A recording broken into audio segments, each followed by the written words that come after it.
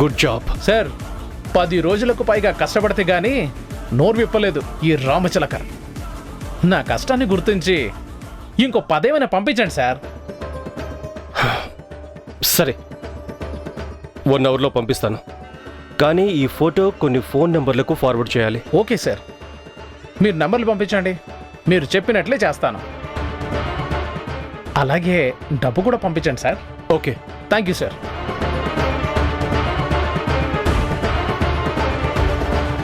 ఈ అమౌంట్ నీకు సగం, నాకు సగం. కష్టపడి ఫోటో తీసింది నేను. రేపు ప్రాబ్లం వస్తే నా మీదకి వస్తుంది. మరి అలాంటప్పుడు వచ్చిన అమౌంట్లో నీకెందుకు సగం ఇవ్వాలి? ఈ ఫోటో తీసింది నువ్వే కాదనను నేను, కానీ అమ్మేది నేను. నీ దగ్గర ఉన్నప్పుడు దాని వాల్యూ 0. నా దగ్గరకు వచ్చాక దానికి ఒక రేట్ వచ్చింది. అమ్ముడుపోని వస్తువుకి మార్కెట్లో విలువ ఉండదు.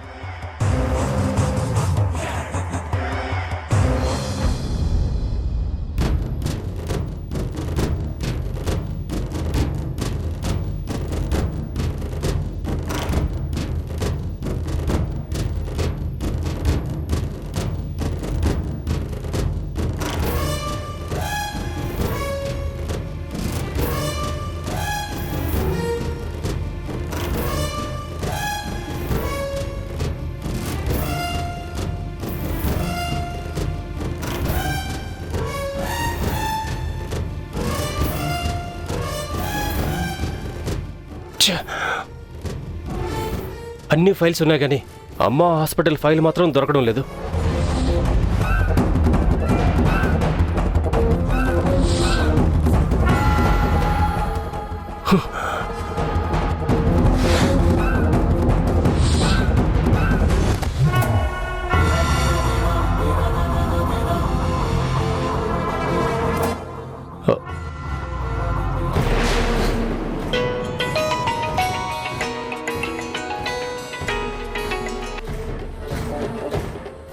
సార్. హలో, మీకు ఒక ఫోటో పంపించాను, చూడండి.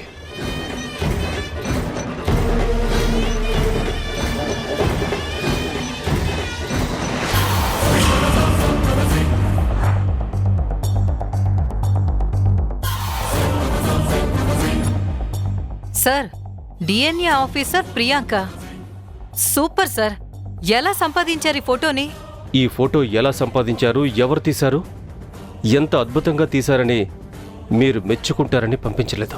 మరి పులిట్జర్ ఫోటోగ్రఫీ అవార్డు కోసం సబ్మిట్ చేయమని పంపించారా? ఏంటి వెటకారమా? ముందు ఆ ఫోటోని ఆ పార్టీలకు చేరేటట్టు చూడండి. జాతీయ పార్టీలా, ప్రాంతీయ పార్టీలా సార్? రాజకీయ పార్టీలు ఈ ఫోటో తీసుకుని ఏం చేస్తాయి?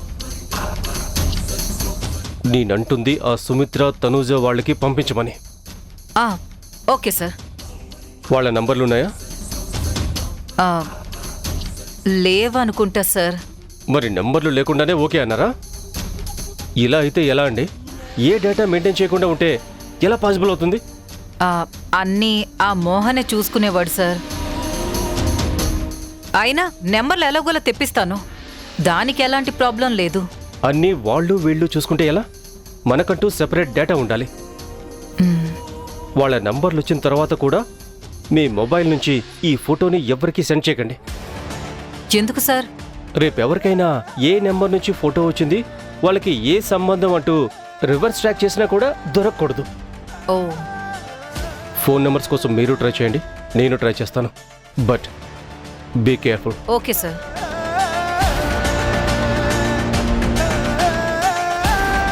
ఇదేంటిది? అమ్మ హాస్పిటల్ ఫైల్ మాత్రం దొరకడం లేదు.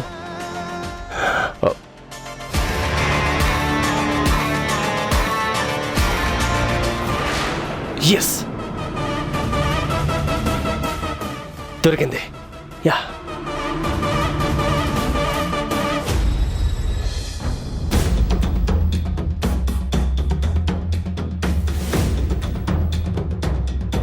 రాజుగారు మనం అడిగితే ఇన్ఫర్మేషన్ ఇస్తారంటావా? ఎందుకు ఇవ్వరండి, మనము పోలీసులమే కదా, ఇస్తారులేండి, పదండి. పదండి. సార్ నమస్తే. నమస్తే అండి. నమస్తే సార్. మేము మెహదీపట్నం పిఎస్ నుంచి వచ్చాం సార్. చిన్నపిల్లల మిస్సింగ్ కేసు ఫైల్స్ కోసం వచ్చాం సార్. అవి లోపల స్టోర్ రూమ్ లో ఉంటాయి. ఒకసారి మీరు నాతో రండి, చూపిస్తాను. ఓకే పదండి సార్. ఓకే రండి.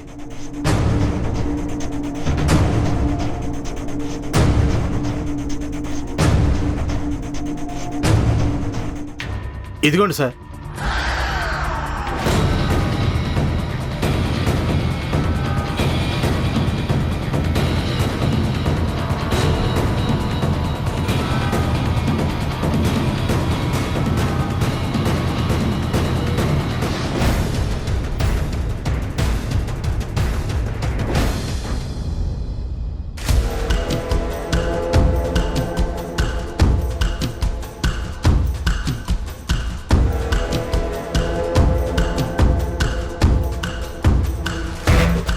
సార్, ఆ టామ్ గాడు పెరోల్ మీద బయటకు వెళ్తున్నాడంట.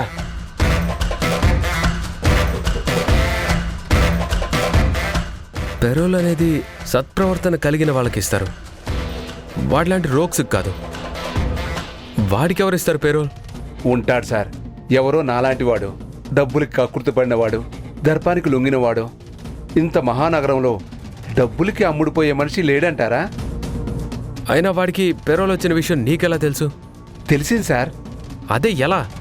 వాడు కానీ వాడి తొట్టి గ్యాంగ్ కానీ ఎవరైనా చెప్తుంటే విన్నావా? అవును సార్, విన్నాను. చూడు కాకా, నీకు వాళ్ళ గేమ్ ప్లాన్ అర్థం కావట్లేదు. నన్ను డైరెక్ట్గా ఏం చేయలేక నిన్ను అడ్డం పెట్టుకొని గేమ్స్ ఆడుతున్నారు. మొన్న నీకు వినపడేలా కావాలని నా అన్నంలో ఏదో మత్తుమందు కలిపినట్టుగా నాటకం ఆడారు.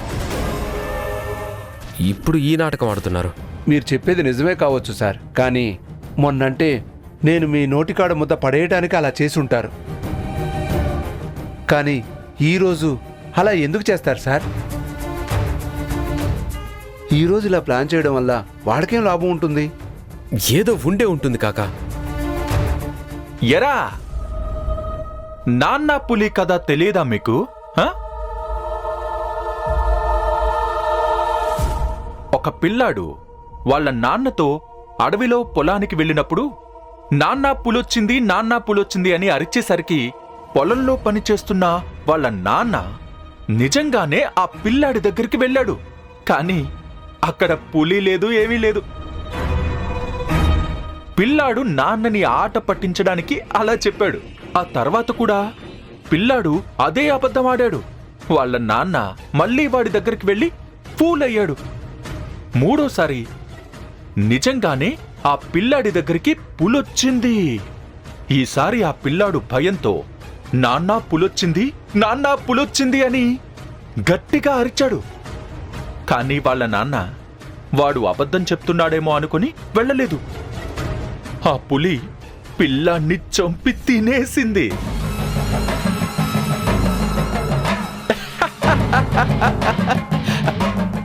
త్రివిక్రమ్ అదేదో సినిమాలో సన్ ఆఫ్ సత్యమూర్తి సినిమాలో చెప్పినట్టుగా వాళ్ళ నాన్న మూడోసారి కూడా పోయి ఉంటే పిల్లాడు బతికేవాడు కదా.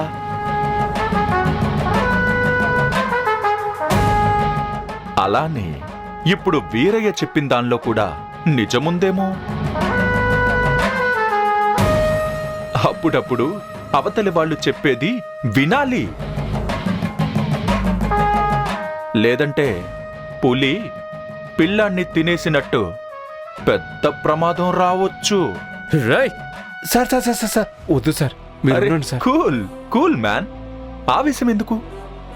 ఆకలితో ఉన్నట్టున్నావు, ఆవేశం ఎందుకు చెప్పు.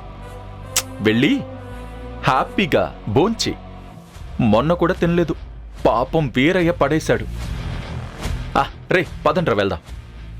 రేపు ఇంకొక నీతి కథ నేర్చుకుందాం, పదండి.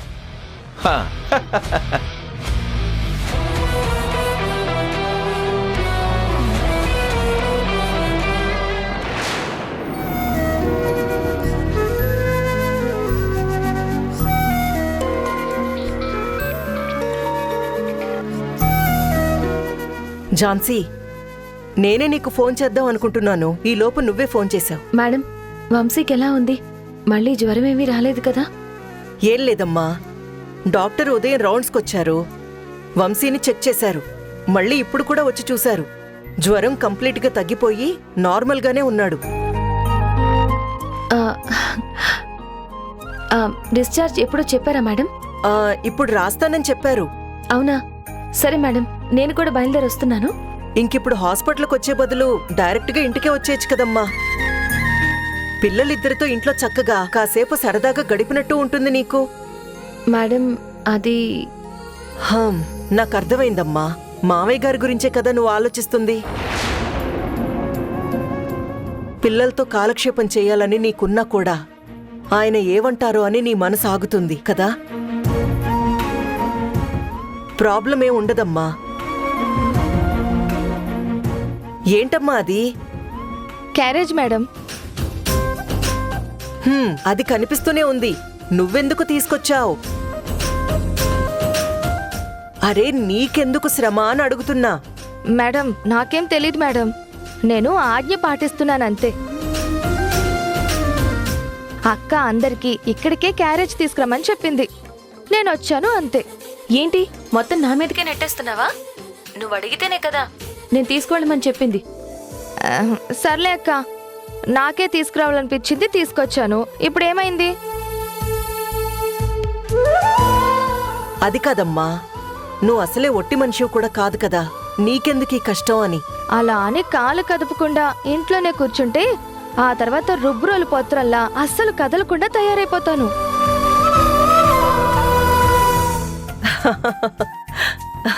ఝాన్సీ, రాణి క్యారేజ్ తీసుకొచ్చింది కదా, నువ్వు కూడా ఇక్కడికే వచ్చేసేయ్. సరే మేడం.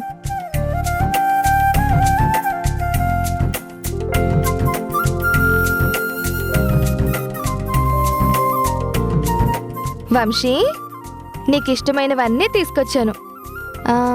ఏమేం తీసుకొచ్చానో చెప్పు. నిమ్మకాయ పచ్చడి.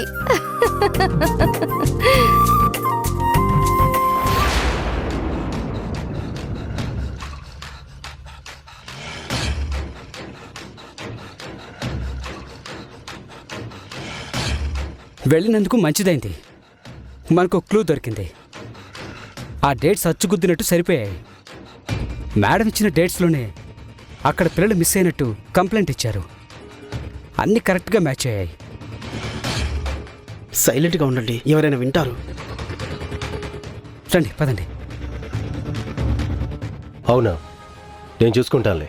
సరే సరే, నేను మళ్ళీ కాల్ చేస్తాను. సార్, అరే సార్లు వచ్చారు, రండి సార్లు రండి. ఇద్దరికి తెల్లారిందా? డ్యూటీ టైం అయిందా? సార్ అది బైక్ పంచర్ అయింది సార్. ఓ, పంచర్ అయిందా? అందుకే లేట్ అయిందా? మరి ముందే చెప్పాలి కదా. అరే అనవసరంగా మిమ్మల్ని అపార్థం చేసుకున్నానే. రేయ్ ఎట్రండ్రా, పాపం వీళ్ళ బండి పంచర్ అయిందంట్రా, అందుకే లేటుగా వచ్చారంట. అవును, పంచర్ కూడా 5 నిమిషాలు వేసేస్తారు కదా, మరి మీకు ఎంత లేట్ ఎందుకైంది? టైర్స్లో గాలి నోటితో ఊదారా, అందుకే లేట్ అయిందా? రేయ్ మీరందరూ మీ బైక్లలో ఒక టైర్ గాలి తీసేయండిరా. వీళ్ళిద్దరూ ఆ టైర్స్ అన్నిటికీ గాలి ఊది ఆ తర్వాతే డ్యూటీకి ఎక్కుతారు. సార్ సార్ వద్దు సార్. ఏం కాదులేరా, వాటికి కూడా గాలి ఊదేసిరండి.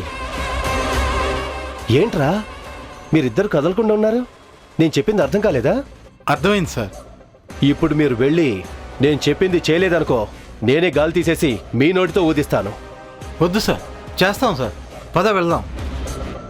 సార్ సార్ వద్దు సార్, ప్లీజ్ సార్, ఇంకోసారి రిపీట్ అవ్వదు సార్, ప్లీజ్ సార్. సరేరా, ఇంకో లాస్ట్ ఛాన్స్ ఇస్తాను. ఎందుకు లేట్ అయ్యారో నిజం చెప్పండి.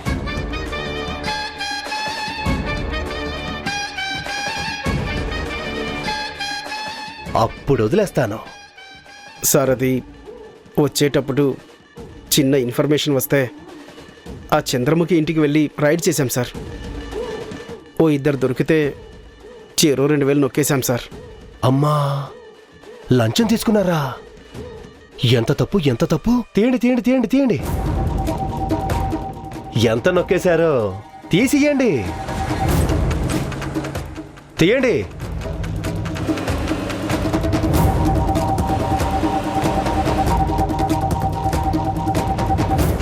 రేయ్, నిజం చెప్పండి, చెరో 2000 నొక్కేశారా, ఇంకా ఎక్కువ నొక్కేశారా? లేదు సార్, నిజంగా అంతే. మా దగ్గర ఇంకొక రూపాయి కూడా లేదు సార్. నమ్మొచ్చా?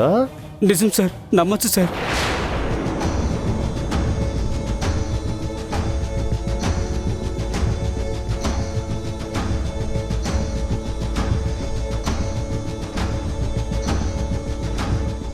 ఇంకోసారి ఇలా చేయకండి.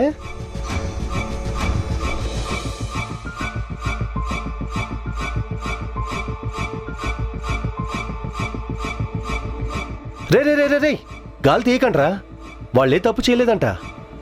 ఏంట్రా, గాలి తీసేశారా ఏంటి? లేదు సార్, ఇంకా తీయలేదు.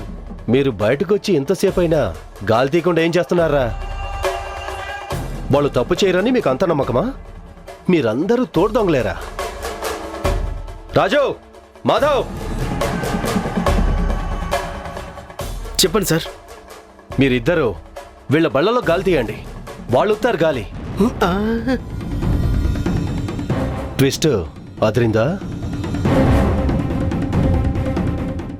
సార్?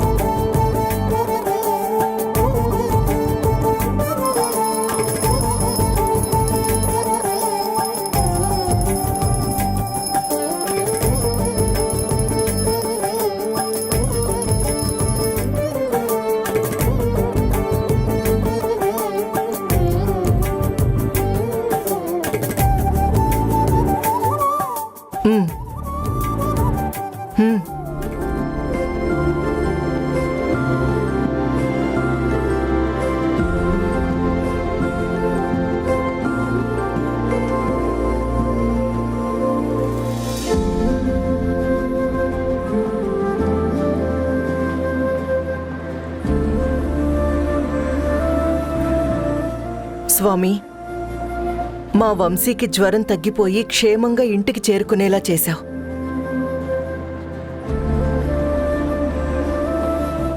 వంశీ, దేవుడికి థ్యాంక్స్ చెప్పాలి. నేను చెప్పినట్టు చెప్పు. సరే స్వామి. స్వామి, మా బిగ్ తాతయ్య నాకు రక్తం ఇచ్చేలా చేశావు. నాకు రక్తం ఇచ్చేలా చేశావు. నాకు వెంటనే జ్వరం తగ్గిపోయేలా చేశావు. నాకు వెంటనే జ్వరం తగ్గిపోయేలా చేశావు. థ్యాంక్స్ స్వామి. థ్యాంక్స్ స్వామి. థ్యాంక్ యూ స్వామి. మా తమ్ముడికి వెంటనే నయమైపోయేలా చేశావు.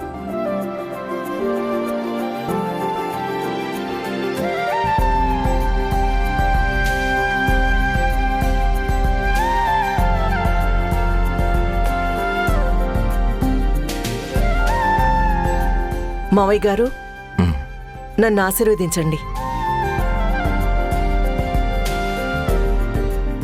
ఇష్టకామ్యార్థ ఫల సిద్ధిరస్తు, సౌభాగ్యమస్తు.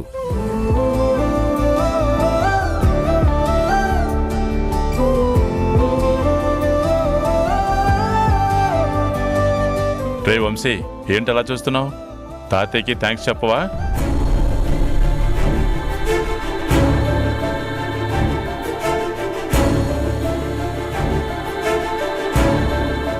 తాతయ్య నీకు బ్లడ్ ఇచ్చి నీ ప్రాణాలు కాపాడారా. హెల్ప్ చేసిన వాళ్ళకి థ్యాంక్స్ చెప్పడం మీ ఝాన్సీ పిన్ని నీకు నేర్పించలేదా? ముందు తాతయ్య కాళ్ళకి నమస్కారం చేసుకో. వంశీ, దండం పెట్టు.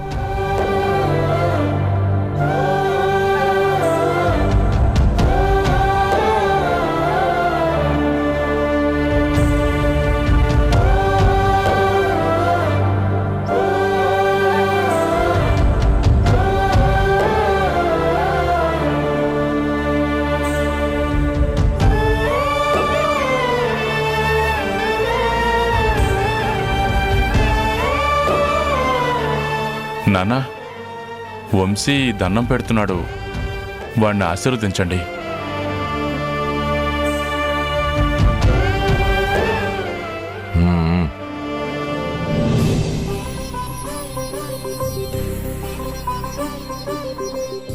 లేనన్నా. నాన్న, నిన్నటిదాకా వాడు జస్ట్ నీ రక్త సంబంధమే అనుకున్నా, కానీ నిన్ననే నీది వాడిది ఒకటే బ్లడ్ గ్రూప్ అని తెలిసింది.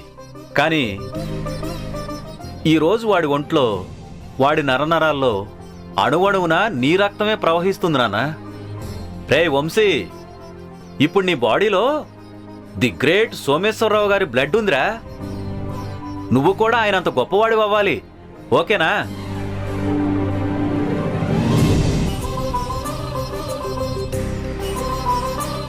అప్పుడప్పుడు సెలబ్రిటీలు కూడా రక్తదానం చేస్తుంటారు.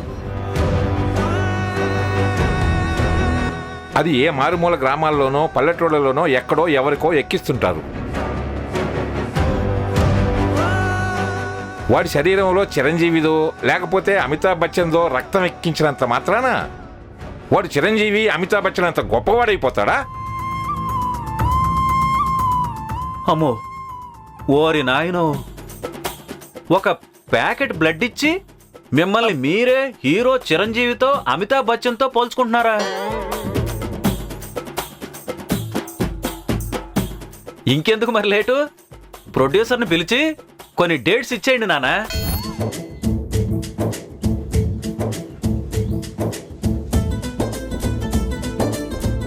ఆ రకంగా అయినా నేను ఎప్పటి నుంచో కలవాలని కోరుకుంటున్నా రష్మికని కలిసే కోరిక నెరవేరుతుంది.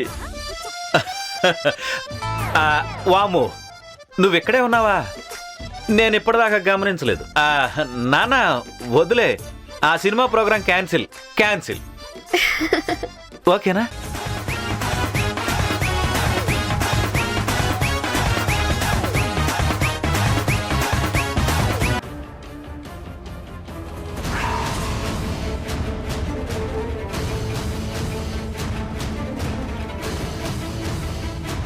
ఏమండి?